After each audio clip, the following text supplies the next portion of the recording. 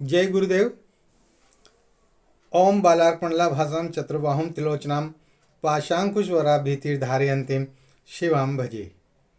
या देवी सर्वभूतेषु शक्तिरूपेण संस्थिता नमस्तस्यै नमस्तस्यै नमस्तस्यै नमो नमः। प्रिय दोस्तों नमस्कार। सिद्ध साधनाएं चैनल पर मैं आप सबका हार्दिक स्वागत करता हूं, हार्दिक अभिनंदन करता हूं। आशा करता हूं आप राजी खुशी से होंगे, कुशल मंगल से होंगे। अपने परिवार के साथ आप अपने जीवन का बखूबी खुशियों के साथ निर्वहन कर रहे होंगे। आइए दोस्तों, आज फिर मैं आपको एक और बेहतरीन अप्सरा के बारे में संपूर्ण जानकारी प्रदान करने जा रहा हूं। इस अप्सरा का नाम है शशि अप्सरा। हाँ, शशि कहते हैं चंद्रमा को। चंद्रमा की तरह उज्जवल है। जिस तरह से चंद्रमा खूबसूरत होता है, धवल होता है, उसी तरह से इसका रूप और सौंदर्य बिल्कुल चांदनी के जैसा होता है। मान लो ब्रह्मा ने चांदनी को दूध में घोलकर और केसर का पुट देकर इस अप्सरा का निर्माण किया हो। हाँ, बिल्कुल इतनी ही खूबसूरत है। और ये अप्सरा भी आसानी से प्रत्यक्ष हो जाती है, कोई दो राय नहीं है। जैसा कि मैं बार बार कहता हूँ, साधक के आत्मसमर्पण के ऊपर निर्भर करता है। कोई भी साधना जब हम करते हैं ना, तो उस साधना में हमारा समर्पण कितना होता है, साधना उसके ऊपर निर्भर करती है। श्रद्धा के ऊपर निर्भर करती है। अपने गुरु के प्रति आपकी श्रद्धा और मंत्रों के प्रति, साधना के प्रति आपकी श्रद्धा, वो आपको सफलता दिलाती है, वो आपको सफलता के सोपानों पर पहुंचाती है। तो वीडियो बहुत खास होने वाला है और स्किप मत कीजिएगा, पूरा देखिएगा, एक एक शब्द को ध्यान से सुनिएगा। और चैनल पर नए हो तो चैनल को सब्सक्राइब करें, लाइक करें, अपने दोस्तों में ज़्यादा से ज़्यादा शेयर करें। और अगर आप चाहते हैं कि हमारे वीडियो का नोटिफिकेशन आपको तुरंत मिल जाए तो बेल आइकन को प्रेस करके और ऑल पर क्लिक कर दीजिएगा। ठीक है, तो आइए बात करते हैं शशि अप्सरा के बारे में। जो साधक शशि अप्सरा को सिद्ध कर लेता है, उसके अंदर आकर्षण की अद्भुत क्षमता पैदा हो जाती है। उसके चेहरे पर अद्भुत आकर्षण पैदा हो जाता है। वो किसी भी माननीय स्त्री को भी अपनी ओर आकर्षित कर सकता है, वश में कर सकता है। उसके अंदर स्वतः ही वशीकरण की शक्ति पैदा हो जाती है। हाँ, उसको किसी वशीकरण मंत्र का जाप करने की जरूरत नहीं है, या किसी भी स्त्री को या अपने प्यार को पाने के लिए उसको किसी वशीकरण मंत्र को सिद्ध करके और उसका प्रयोग करने की उसको ज़रूरत है ही नहीं। उसके अंदर इतना आकर्षण पैदा हो जाता है, उसके अंदर वशीकरण की इतनी पावर पैदा हो जाती है कि हर कोई स्वतः ही उसकी ओर आकर्षित होने लगता है। और इसके साथ ही ये धन द्रव्य भी ला करके देती है, रुपया पैसा भी ला करके देती है। हाँ, देती ही देती है, क्योंकि ये अपने साधक को कभी आर्थिक हालातों में, आर्थिक मुसीबतों में देखना ही नहीं चाहती। ये उसकी तमाम आर्थिक विपन्नताओं को खत्म कर देती है, उसकी दरिद्रता का नाश कर देती है और उसको सुखी संसार प्रदान करती है। तमाम सारे भौतिक सुख जितने भी होते हैं ना, वो तमाम सारे भौतिक सुख ये उपलब्ध करा देती है, ये शशि अप्सरा। हाँ, ये जो है बहुत ही दयालु हृदय की होती है और सहज ही ये सिद्ध भी हो जाती है। इसकी साधना कठिन नहीं है। कठिन तो किसी भी अप्सरा की नहीं है, सभी अप्सराओं की साधनाएं सरल ही होती हैं। तो शशि अप्सरा की साधना भी सरल है। एक और खास बात है, ये अप्सरा प्रत्यक्ष होती है और अगर नहीं भी होती है ना, तो इसकी सिद्धि होती ही होती है। हाँ, प्रत्यक्ष न भी होना तब भी आप इसकी साधना करेंगे ना, तो उस साधना के बल पर आप वो तमाम सब कुछ प्राप्त कर लेंगे जो आप चाहते हैं। मत हो प्रत्यक्ष, जरूरी है प्रत्यक्ष ही हो, लेकिन चूंकि इसकी साधना सिद्धि हो जाती है और साधना सिद्धि होने के बाद में ये अप्सरा अप्रत्यक्ष तौर पर अपने साधक का पूरा ध्यान रखती है। प्रत्यक्ष और अप्रत्यक्ष तौर पर ही अपने साधक का इच्छाओं का उसकी मनोकामनाओं का पूरा ध्यान रखती है और उनको पूरा करती है। इस तरह से ये साधना अपने आप में बेजोड़ साधना है, बहुत ही अद्भुत साधना है। वैसे तो इस साधना को सिद्ध करने का जो स्थान बताया गया है ना, शास्त्रों के अनुसार वह पर्वत पर बताया गया है। किसी भी पहाड़ी पर या पर्वत पर आप एकांत स्थान हो, वहाँ पर सुरम्य वातावरण आप देख लें, पेड़ पौधों का जो है झुरमुट होना चाहिए, अच्छा स्थान होना चाहिए, पानी बहता हुआ पानी का झरना होना चाहिए, ऐसा सुरम्य वातावरण होना चाहिए। वहाँ बैठ कर के आप इसकी साधना करने का विधान है, इसकी साधना करने का ऐसा शास्त्रों में विधान बताया गया है ना। लेकिन आप अपने गुरु आज्ञा से, गुरु जी की आज्ञा लेकर के इसको आप अपने घर में एकांत कमरे में भी सिद्ध कर सकते हैं। जैसे अन्य अप्सराओं की साधना एकांत कमरे में सिद्ध होती है ना, उसी तरह से इसकी साधना भी एकांत कमरे में हो जाती है। तो अगर आप पर्वत पर या किसी पहाड़ी पर अगर आप इसको सिद्ध नहीं कर सकते, तो आप अपने घर में एकांत कमरे में इस साधना को सिद्ध कर सकते हैं, शशि अप्सरा को सिद्ध कर सकते हैं। और इसका जो साधना का जो विधान है वह भी वैसा का वैसा ही है। हाँ, लेकिन इसमें एक बात ध्यान रखने की है। हाँ, मतलब ये 21 दिन की साधना है, समझ गए ना। तो आपको ये साधना कब शुरू करनी है, यानी पूर्णिमा के 20 दिन पहले से आपको ये साधना शुरू करनी है। यानी पूर्णिमा को पूरे 21 दिन होना चाहिए। तो उस हिसाब से उसमें आपको कोई तिथि वार वगैरह देखने की आवश्यकता नहीं है ना। ये बात और बता दूं मैं, यानी 21वां दिन जो होना चाहिए ना, वो पूर्णिमा का होना चाहिए।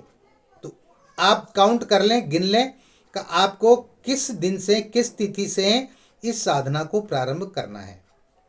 ठीक है। और ये साधना भी रात्रि को 10 बजे के बाद ही प्रारंभ करनी है। रात्रि को 10 बजे के बाद आप स्नान करें, पानी में गुलाब जल डाल करके स्नान करें। ये सभी साधनाओं में करना पड़ता है, क्योंकि मैं बार बार कहता हूँ है ना। लेकिन जब भी आप स्नान करें रोजाना, तो पानी में थोड़ा सा गुलाब जल डाल करके और स्नान करें, या गुलाब इत्र की 1-2 बूंद डाल लें और फिर स्नान करें। स्नान करने के बाद में आपको अपने साधना कक्ष में आ जाना है।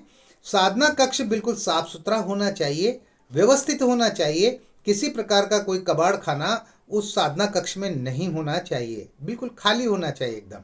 उसमें सिर्फ आपका बिस्तर होना चाहिए जमीन पर, जहां पर आपको सोना है।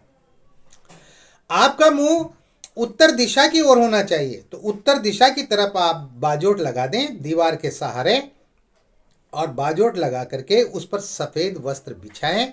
सफेद आसन ही आपका होना चाहिए और सफेद वस्त्र ही आपको धारण करने हैं। स्नान करने के बाद में सफेद वस्त्र धारण कर लें, ठीक है ना। वस्त्र सिले हुए भी हो सकते हैं, हाँ, सिले हुए वस्त्र भी पहन सकते हैं, लेकिन वो सफेद होना चाहिए, बिल्कुल एकदम सफेद। दूसरे कलर के, दूसरे रंग के वस्त्र नहीं होने चाहिए।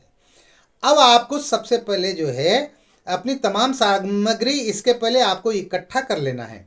गुलाब के पुष्प आपके पास चाहिए, रोली चंदन का तिलक आपके पास चाहिए, अक्षत आपके पास चाहिए, धूप दीप सुगंधित अगरबत्ती आपके पास चाहिए, गाय का शुद्ध घी आपके पास चाहिए दीपक जलाने के लिए, है ना। पानी का जो है एक जलपात्र चाहिए। ये सारी वस्तुएं जो हमारे साधनाओं में ज़रूरत होती है, इनकी आवश्यकता होती है, इन सारी वस्तुओं को आप पहले ही इकट्ठा कर लें, ठीक है। एक सुपारी होना चाहिए जिस पर मोली लपेट दें और उसको गणेश जी का प्रतीक बना करके उसको भी आपको चावल की छोटी सी ढेरी बनाकर और बाजोट पर स्थापित करना है, ठीक है ना। अब आपको सबसे पहले अपने गले में सुरक्षा माला पहननी है, रक्षा माला, जो कि आपके पास होना चाहिए।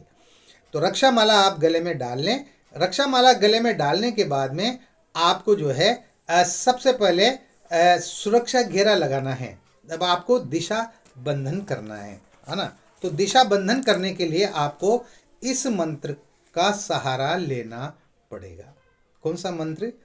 ये जो मैं बोलने जा रहा हूँ, हाँ, इस मंत्र को आप याद कर लें, ये सिद्ध मंत्र है, सिर्फ याद करना ही काफ़ी है।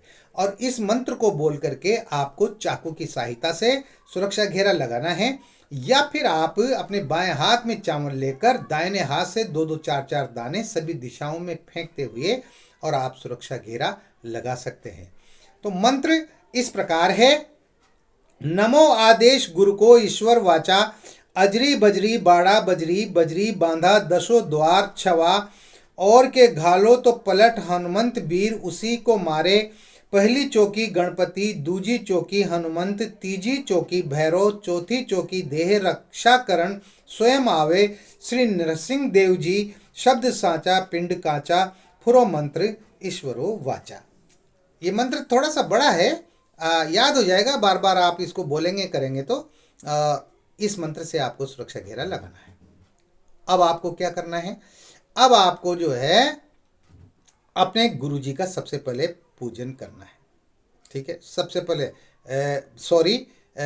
पहले गणेश जी का पूजन करना है। जो सुपारी है जिस पर मोली लपेटी हुई है और जिसको आपने बाजोट पर स्थापित कर रखा है चावल की ढेरी पर, उसको, शशि यंत्र को और शशि माला को भी आप बाजोट पर स्थापित कर दें, और शशि चित्र जो फ्रेम में मड़ा हुआ हो उसको भी अपने गुरुजी की तस्वीर के पास में साइड में स्थापित कर दें। ये सारे प्राण प्रतिष्ठित होने चाहिए, यंत्र, माला और चित्र, ये सभी शशि अप्सरा बीज मंत्रों से प्राण प्रतिष्ठित संपुटित होने चाहिए। हाँ, बिना इसके आप इस साधना को नहीं कर सकते। अब आपको सबसे पहले गणेश जी का पूजन करना है, तो गणेश जी के स्नान कराएं, तिलक लगाएं, अक्षत चढ़ाएं, पुष्प चढ़ाएं। ठीक है, हो गया। अगरबत्ती जला दें, सुगंधित अगरबत्ती, और घी का दीपक जला दें। घी के दीपक में भी आप 2-4 बूंद इत्र की डाल दें, गुलाब के इत्र की। हो गया। अब आपको अपने गुरु जी का पूजन करना है। गुरु जी का पूजन भी आप इसी तरह से करें, स्नान कराएं, तिलक लगाएं, अक्षत चढ़ाएं, पुष्प चढ़ाएं। फिर आपको अप्सरा चित्र का पूजन करना है, शशि अप्सरा का, उसको भी स्नान कराएं, तिलक लगाएं, चंदन का तिलक लगाएं और अक्षत चढ़ाएं और पुष्प चढ़ाएं। फिर आपको इसी तरह से यंत्र का और माला का पूजन करना है, और इन सब पर आपको इत्र भी लगाना है।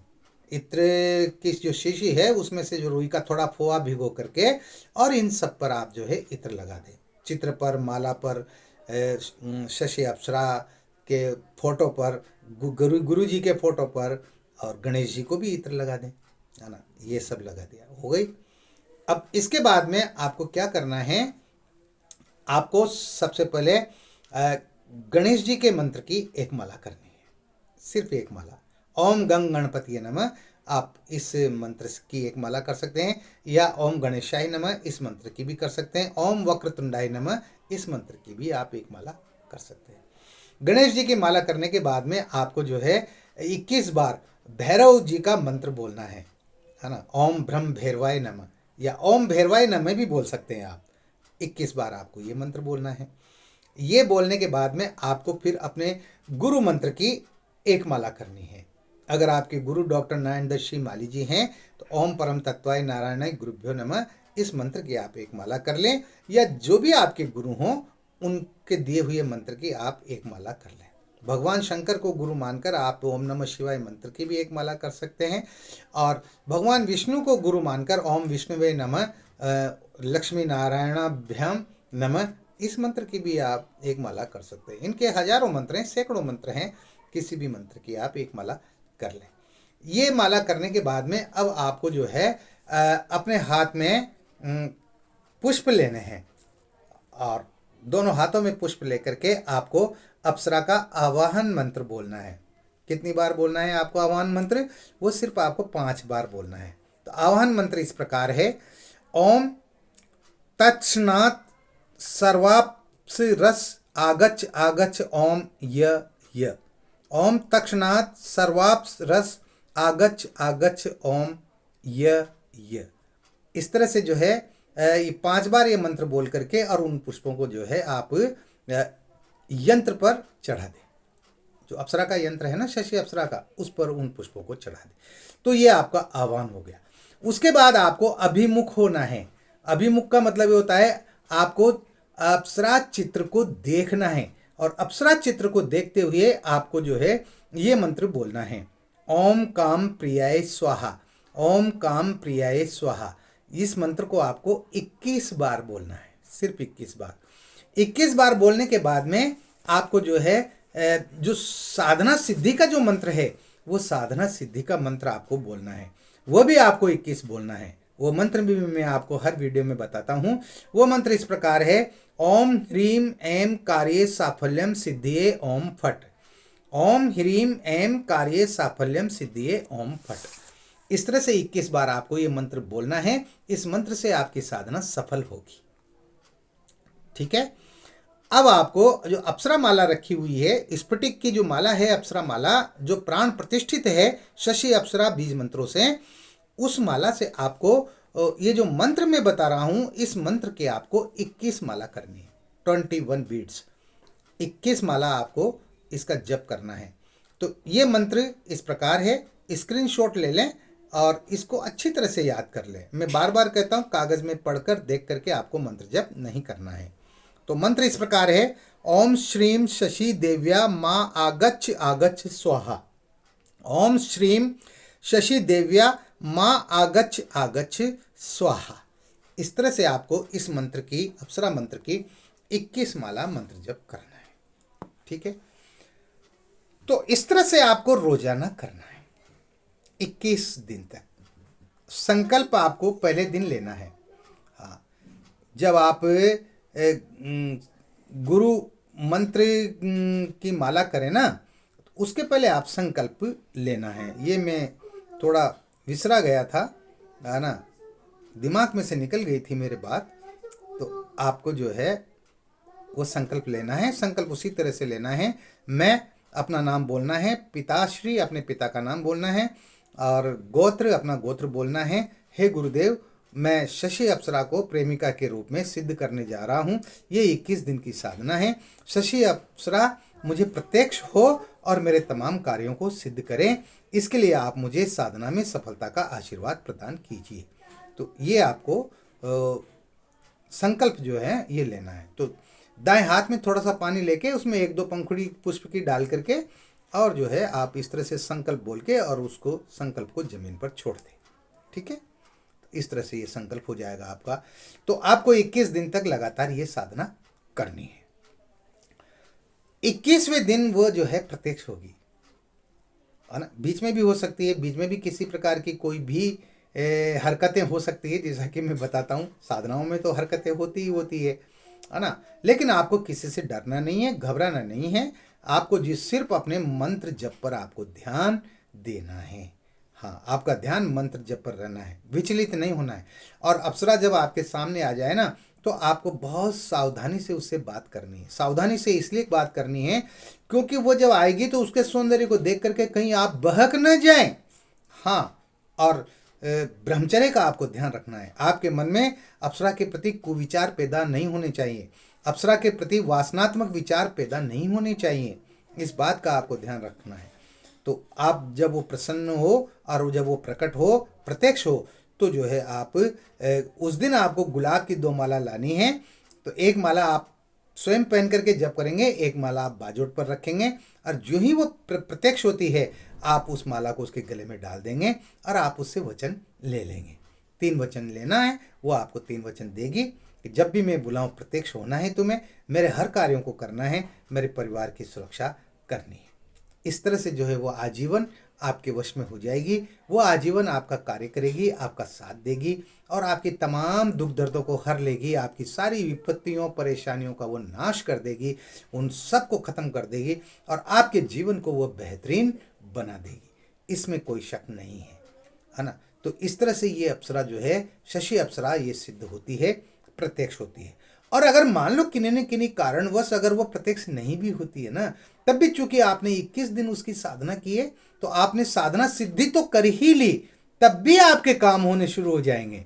आप जो सोचेंगे, जो चाहेंगे ना, वो सब कार्य आपके होते चले जाएंगे। आपको किसी प्रकार का कोई अभाव अपनी जिंदगी में नहीं रहेगा। हाँ, संपन्नताएं आपके पास आने लग जाएगी, रुपया पैसा धन दौलत आपके पास में आने लग जाएगा और आपका सुखी जीवन हो जाएगा। तो कीजिए, इस साधना को, शशि अप्सरा की साधना को कीजिए। मैं आपको अलग अलग साधनाएं बता रहा हूँ, हर अप्सरा की साधना बता रहा हूँ। सब एक से एक बेजोड़ साधना है, सब एक से एक बढ़िया साधना है, लेकिन जिस तरह से मैं बता रहा हूँ उसी तरह से आपको करना है। अपना फालतू दिमाग मत लगा दीजिएगा।